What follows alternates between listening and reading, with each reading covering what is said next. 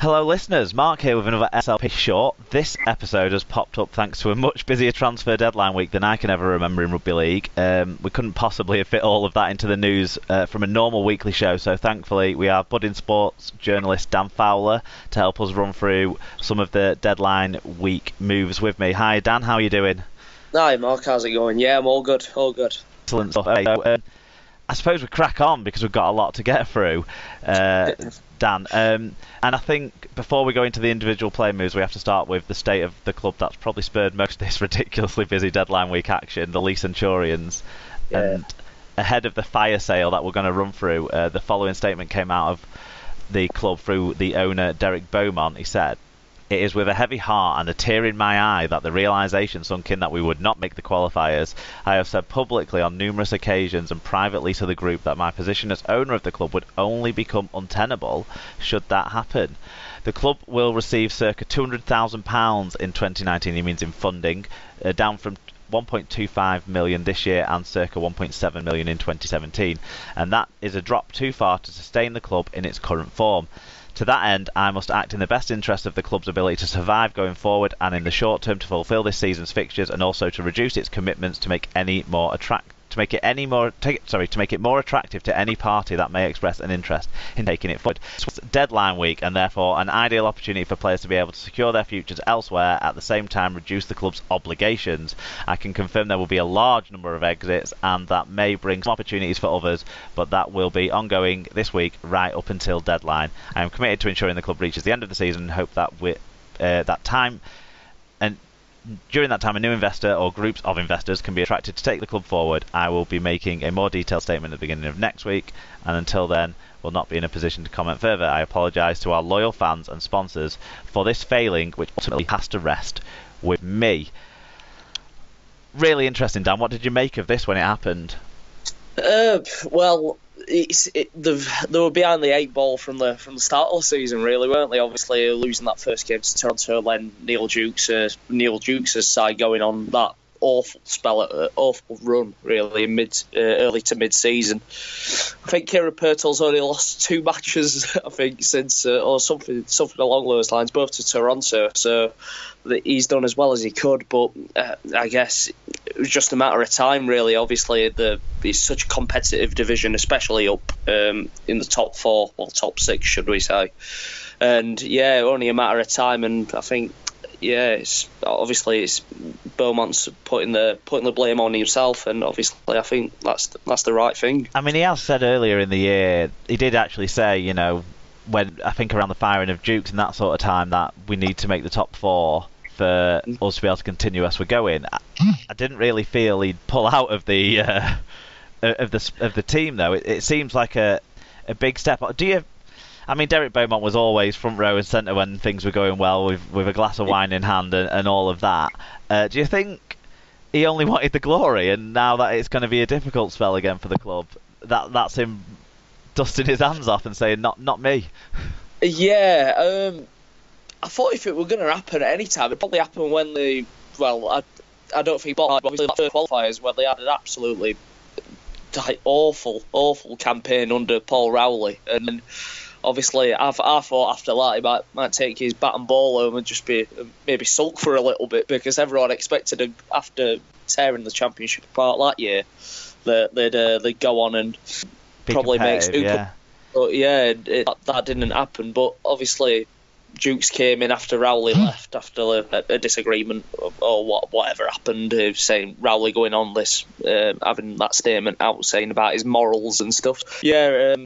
Yeah, I don't know if I was expecting him to leave completely. I thought he might be in the background. He might still be, you never know. But yeah, it's maybe a bit of a drastic move. But like when the figures were coming out, you got your circa 200k next year after having 1.7 million in Super League. It is a massive drop. It's obviously, yeah. Derek Beaumont's obviously a very rich man, but he clearly isn't rich enough to put sustained personal investment to leverage a club, which is what would be required at that level of funding for them to stay where they are. It doesn't mean that Leigh can't be competitive, but I get the feeling that they're probably not going to be. I mean, you look at Halifax, you look at Featherstone, but Halifax in particular, they've managed to be competitive through all of this period of time, and Absolutely. always have been on the lower level of fundings.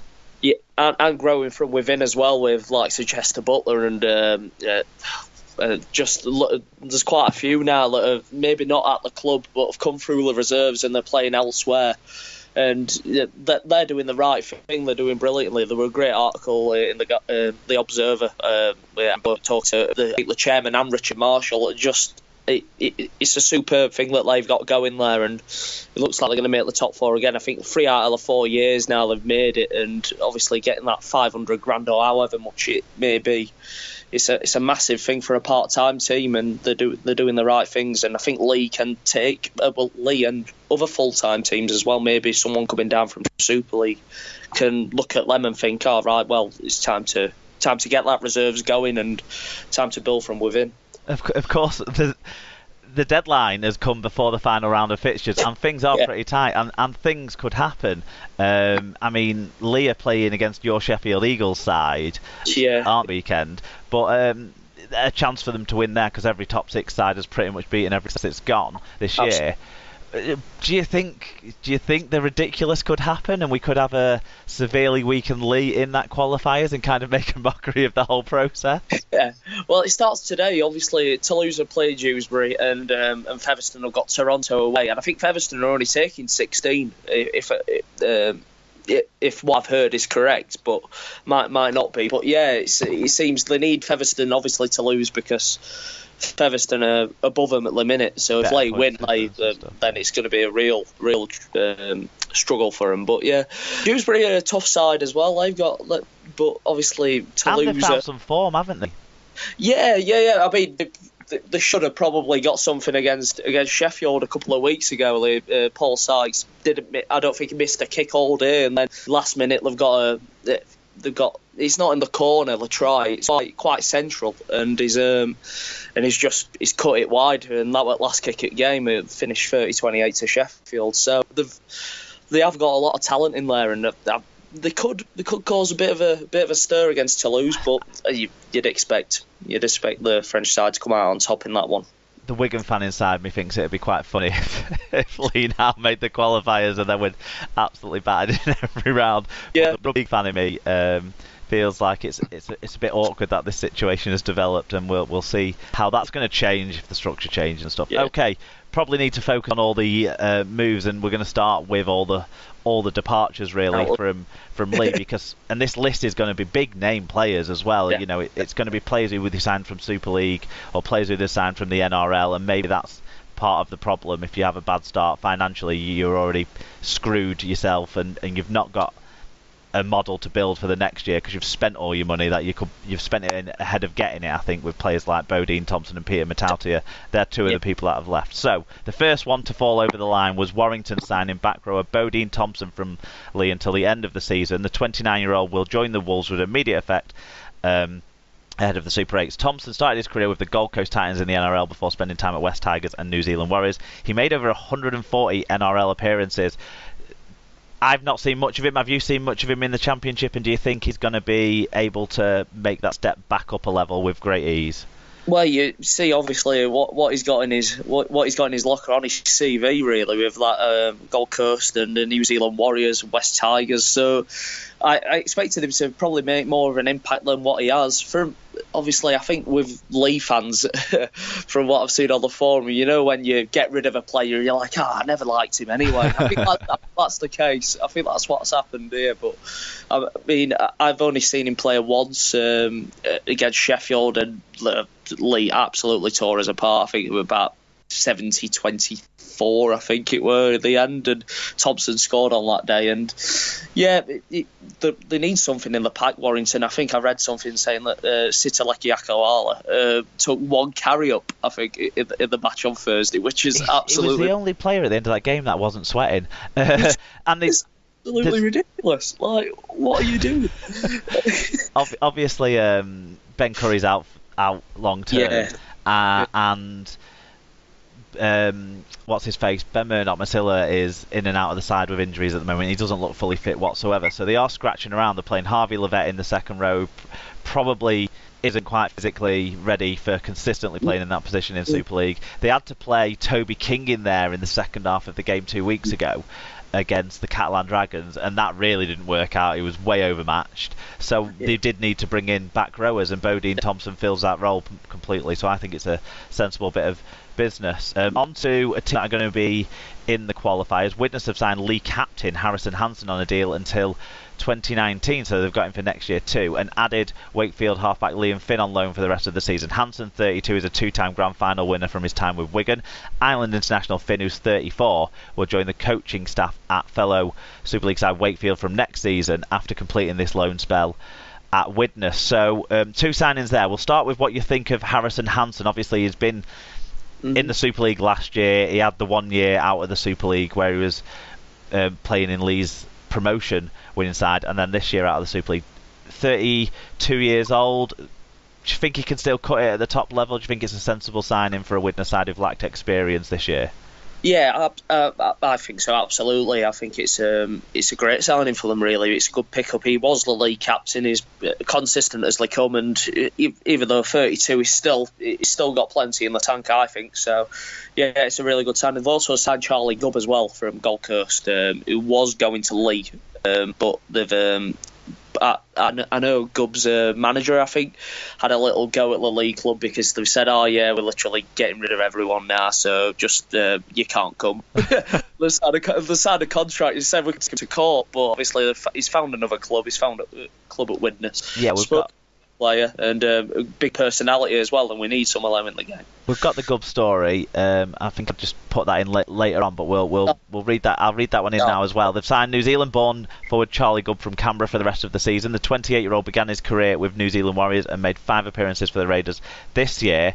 He's signed subject to him receiving a visa, but given that he's played in the NRL this year, I don't think that should be too difficult to achieve. The thing that stood out for me there is 28 years old Charlie Gubb. He's only played about... He's not reached 100 games in the NRL. And I thought he was I thought I'd have taken 4 years off that at least. He's never really broken through in the NRL, has he? But he's got a chance now to show what he can do in the qualifiers. Yeah, definitely. I think it's a great opportunity for him because I think he had a few offers from the NRL. He's been bang on lucky with injuries supposedly, so I think that might be a case for him there. But yeah, definitely, it's a good chance for him to come over here and make a name for himself, really. And one of the things that fans in Super League tend to love is overseas signings with a lot of hair, and this guy's got a lot of hair. From when I last saw him anyway. I had a big curly mop of hair. Maybe he's had a cut since then, but that'll endear him to the crowd immediately. Liam Finn's the other guy that's coming at Widnes then. What do you make of that one? Yeah, I think again, they can't go wrong, I think, because he's obviously he's got a lot of experience on his side. It's probably, like you say, probably retiring after this year. Is he going to be a player coach at Wakefield? My understanding is he's just going to be on the coaching staff at Wakefield. Whether he might turn out part-time for another club lower down the structure remains to be seen, I believe. But but I think it's a great signing, really, because I know Wakefield fans are like, he can't get in our team, so of course he's going to go to somewhere else. And I think Widnes is a good fit. They need someone to lead him around the park, and he's obviously a great goal kicker, a great kicker as well in open play. An organiser, an experienced man who can run the team around, which is something they've lacked. You never really feel like Joe Mellor or Tom Gilmore command the rest of the team around them. They can do great things individually, and they can put some nice moves on, but you never really feel like they command the team around them and that sort of thing. So I think in Hansen and Finn, Widnes have addressed a big problem in their squad this year, which is experienced leadership, especially with people like Houston and Cahill spending a lot of time on the sidelines. I think it's really sensible for Widnes, and it's the first time I felt positive about Widnes really since about a third of the way through the year. So good stuff on them. The biggest name probably to leave the Leigh Centurions club is this one. Castleford Tigers have signed fullback Peter Matautia on a 3-year deal. He joins from Championship club Leigh, where he has spent this year playing 20 times, scoring 9 tries. The fullback has represented Samoa in international rugby and featured in the 2017 Rugby League World Cup for them. He also featured in the NRL with the Newcastle Knights and St George Illawarra Dragons, where he managed over 70 first grade games. Obviously, everyone saw him put in a couple of good performances in the Challenge Cup that kind of elevated his